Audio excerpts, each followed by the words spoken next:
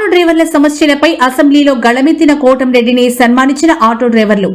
నెల్లూరు నగర రూరల్ నియోజకవర్గ పరిధిలో వేలాది మంది ఆటోలు నడుపుతూ జీవనం సాగిస్తున్నారని, వారి సమస్యలను ప్రభుత్వం దృష్టికి తీసుకెళ్లేందుకు అసెంబ్లీలో మాట్లాడనని నెల్లూరు రూరల్ ఎమ్మెల్యే కోటంరెడ్డి శ్రీధర్ రెడ్డి తెలిపారు.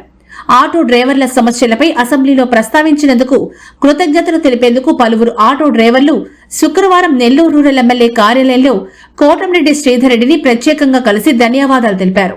ఈ సందర్భంగా ఎమ్మెల్యే మాట్లాడుతూ అతి త్వరలో రాష్ట్ర రవాణా శాఖ మంత్రి మండిపల్లి రాంప్రసాద్ రెడ్డిని నెల్లూరుకు ఆహ్వానించి ఆటో డ్రైవర్లతో ప్రత్యేకంగా ఆత్మీయ సమావేశం నిర్వహిస్తామని తెలిపారు.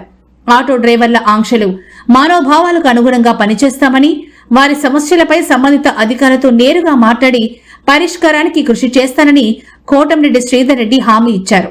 ఆటో డ్రైవర్ల సంక్షేమం, సమస్యల పరిష్కారం కోసం ప్రభుత్వం దృష్టికి మరిన్ని అంశాలను తీసుకెళ్లేందుకు కృషి చేస్తానని ఎమ్మెల్యే పేర్కొన్నారు.